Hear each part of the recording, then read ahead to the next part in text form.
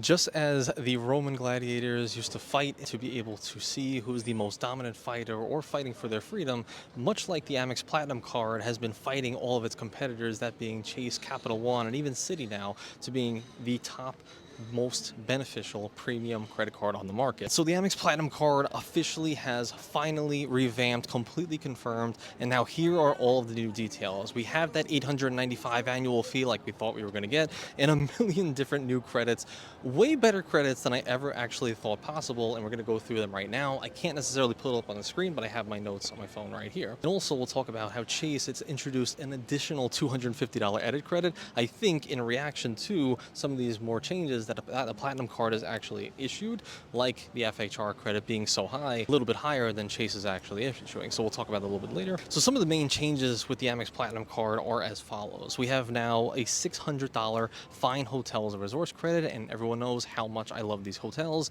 These are high-end hotels where you pay cash for them, get a statement credit back with your Platinum card, and you can get a bunch of amenities while you're on that property. So like $100 experience credits, $60, $70 in breakfast credits. These are some of the best stays that I've ever done, and they have now since raised this to $600 from $200, something I've been saying for years and years now. I said if we had a $600 FHR credit and $1,000 Platinum, I think most people, if it stays at a one-night minimum, would actually enjoy the card and keep the card. We didn't get the $1,000 annual fee, we got the $895, but we got the $600 FHR credit. I think that's absolutely monumental, and the fact that it actually stayed at a one-night minimum is absolutely freaking insane. It's the one thing that we were all hoping for, and it was the one thing that hinged most of the value that you would be getting back on the Platinum card, because if you got $600 on one of these hotels, you're at least getting, if it's not the highest end hotel in the world, a couple nights, and that'll allow you to get more than probably $800 worth of fees back to you, and not just the $600 credit, but also the experience credit to get on the property.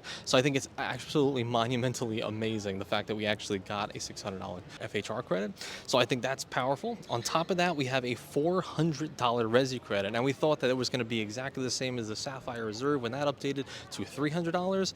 $150 every 6 months. Well, we ended up getting $400 towards Resi, and I think even if you kept the same dollar amounts, let alone this is $100 more, if you kept the same dollar amount, it was already so much better than the Sapphire Reserve with the Sapphire Reserve tables in its current form, just because the Sapphire Reserve tables, they're in 25 different states, they're not completely everywhere, it's 279 restaurants, but Resi is absolutely everywhere. In conjunction with that, Resi is very easy to use, extremely easy to use actually, and there's been a bunch of Resi restaurants that I've been to recently that I thought were really good. The fact that it's $400 every single year is absolutely freaking amazing, and I think that absolutely blows the Sapphire Reserve out of the water. So that's two reasons why this beats the Sapphire Reserve, and right then and there you already have, I would even call it over $1,000 in very easy to use credits. Maybe talk about overspending a little bit in some cases, but I think the way I would be using them, probably not as much, and that's already offsetting that annual fee, already making it a profitable card. Okay, we are now on board Lufthansa business class going home from Rome. However, some other things that I thought were interesting was the entertainment credit. And the entertainment credit was $240. It is now going to be $300, so they're adding $60 to it. But I thought the most interesting thing, if you look on my screen right now, they've actually added a couple of things that people have really wanted me to get personally for the longest time, and that was YouTube Premium and YouTube TV. And they actually upped the amount that you'll be getting every single month to $25 to meet that $300 threshold that they're giving every single year. So $25 every single month towards all the same ones we had in the past, plus YouTube TV and YouTube Premium, which I think is pretty good. And maybe if I get the card, maybe I'll finally get YouTube Premium in that case. Maybe. We'll see. But I think that's actually a huge plus, and I think a lot of people are excited that those two have been included. On top of that, we also do have the $200 Uber credit. So most of the main credits that are on the card, just like we talked about in a lot of our rumor videos, most of the time with American Express, they don't remove credits. They just kind of add. It's very rare to actually have them remove credits. The last one they had was like the Lounge Buddy credit on green that nobody used anyway. That was removed, but every other time, really, they just keep the same credits and then add some more. So the fact that we still have the $200 Uber credit. Okay, cool. You'll be getting your Uber One membership. Who knows, that's going to be prolonged forever. So that's going to be used, Uber Cash, for rides or for, Uber Eats and whatnot. I'm out here in Rome, as you can see right now. There are some Ubers, so it'd be much, much more beneficial if I was able to have my Platinum card and at a higher annual fee as that. I mean, that would be pretty powerful, and I would be able to get around a little bit easier. Interestingly enough, I was just looking on the Italian website, because if you're on Google in Italy, it'll show you the Platinum card of Italy.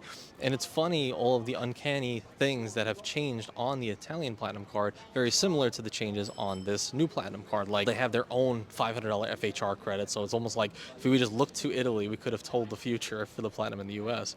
On top of that, we also have the $200 airline credit. We could see that it actually is completely the same as it was before. So as most people would use this, United Travel Bank, okay, nice. Cheap Delta flights, you guys know all the tricks for this. So nothing really changed there. Another interesting one that I thought was like really out of left field, which maybe not so much because of all the government contracts at the beginning, but Aura. We actually have a $200 Aura ring credit, which my wife literally just bought hers a couple of months ago, so it's too bad we can't refund it anymore, but $200 credit towards Aura rings. So basically these rings that you wear, they look very nice, but they basically track your sleep, they track your health metrics to make sure that you're not, stressed throughout the day, tracking your steps. It does a lot of these different things, but it tracks your sleep as well to make sure that, when you're hitting deep REM sleep, when you're not, what's interrupting that, and maybe some steps to allow you to get some better sleep at night. I think that's pretty cool.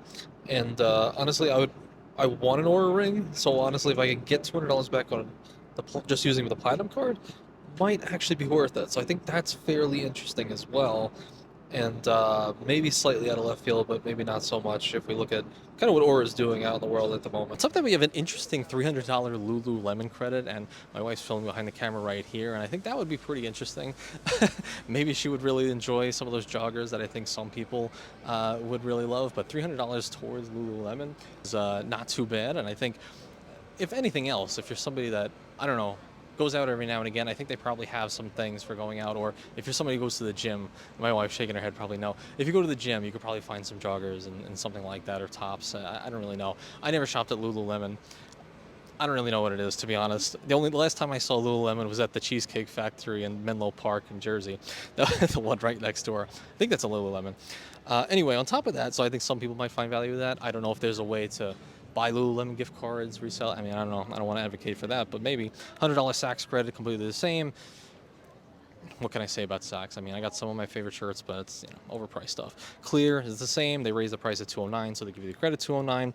Walmart Plus, Equinox credit, all of those stay the same. And then lastly, for hotel status, we still get Marriott Gold, we still get Hilton Gold, but now we're actually going to be getting some status towards leading hotels of the world. I'm starting to see more and more credit cards offer status towards this brand, and it might be something interesting down the line. I have to look into it more thoroughly when I get back home, but it does seem like there is some sort of a play there with some value prop with leading hotels of the world. So we'll see. It might be akin to like an SLH, a higher end. I'm not really sure just yet, but I have seen some details online about good value, at least cent per point wise. So we'll see exactly when I can actually research that a little bit more. And then lastly, of course, go out and get your mirror design, right? That's definitely what everyone's been holding out for. Get the mirror design and then get out. I'm actually contemplating upgrading my card for like a week just to issue the mirror design, just so I have it, and then, downgrade back again to my traditional green card. So we'll see. Might end up doing that. But for anybody that did upgrade prior to all these changes, basically that's most of it. I think I've been able to achieve most of it without having the laptop in front of me. And I would say, if we really go down the list, if we really are honest with these totals here, we have an $895 annual fee. We have an FHR credit of $600, which I really do think in its current state is extremely usable. And the fact that it's a one-night minimum, I think no matter what, you'll be able to find a very nice property. I mean, I'm here in Rome. I know there's plenty of FHR properties where honestly would probably make a lot of sense to book and be in decent proximity. I'm not sure. The hotel I'm staying at right now is the Palm Suite SLH, and it's literally like 1 block away from the Coliseum where I'm filming right here. Like, it's an amazing property. It would be really cool if that was a property that also had $160 in food credits. We don't have to worry about finding a place and what have you. I think it was a very, very usable credit. So I would ascribe the full $600. I don't even think, because the amount is so high, that there would be an overpricing issue, because the value you get back would kind of supersede that, but I don't know. If you want to be crazy, call it $500 in usable credits. $400 resi, I don't see how I won't be able to use the full brunt of that, no problem. So I would say on just those two alone, you're already getting $900 in value for an $895 annual fee card.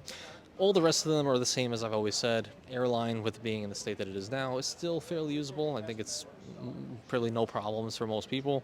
Uber, digital entertainment, Saks. I mean, I think you can do your own numbers at home. Probably better fit than what I'm doing right now. But as I'm looking at the Coliseum and I'm looking at the Platinum card, I definitely do think, and as I said, the Chase card, the Sapphire Reserve, they introduced an additional $250 credit in conjunction with the $500 added credit. I think because they saw some of the rumors beforehand. I saw this yesterday where I saw some of these changes. They introduced the $250 to use towards different types of hotels, and it's a one-time use per year, which is pretty cool. They also kind of changed a little bit of the language on the typical $500 added credit, to where it makes it just, I guess, a little bit easier to use in certain ways. It's an interesting little dog right there if you want to pan to the dog. Um, that dog is definitely a Chase user for sure. And so as I'm looking through the Platinum card, I'm looking at every other card on the market. Of course, all of these are overpriced cards. All of these cards have been devalued in a way. All of them are revamping, and all of them want your business. All of them want to be able to have absolutely every part of your business. They want your live entertainment. They want your fooding out, your excursions, your hotels, everything you could possibly imagine. They want this one card to rule you. So if I was out here in Rome, Italy, and just running around, I would be using my Platinum card for hopefully everything. But as I look through the Roman Colosseum and I look through all of the wars and the battles that have been fought all around here in the last 2 millenniums of history, I could definitely say, without being dramatic, that I think at this time we can safely say the Amex Platinum card has officially destroyed the rest of the competition. And not to say that they destroy all cards, because there could be better use cases. VentureX is easy to justify. I've also canceled most of my high annual fees cards and got these lower annual fee cards for better vacations. A lot of this was actually earned, and this whole redemption was earned through lower annual fee cards in certain cases and those point systems. So all in all, I think it's hard to actually argue that the Platinum card still, with all of its lounge access, all these credits, is not still reigning supreme as the top card in the entire market. Is this something where I'm going to be running out and jumping out for this Platinum card? Honestly, no. If I can't get another welcome offer, if I'm still under that once per lifetime language, I'm not running out and jumping out to get it. Do I think it's a more justifiable card today than it was in the past? Probably. And do I think it probably beats every other card? At first I thought the Reserve did. Now I think the Platinum card does. So take that for what it's worth. Let me know your thoughts down below. And if you want to see exactly my strategy for canceling all of these annual fee cards and getting great views like this by using lower annual fee cards and the welcome offers, check out this video right here. I'm going to block out the Coliseum, and enjoy, take care, and I guess I'll see you when I get home. All right, bye-bye.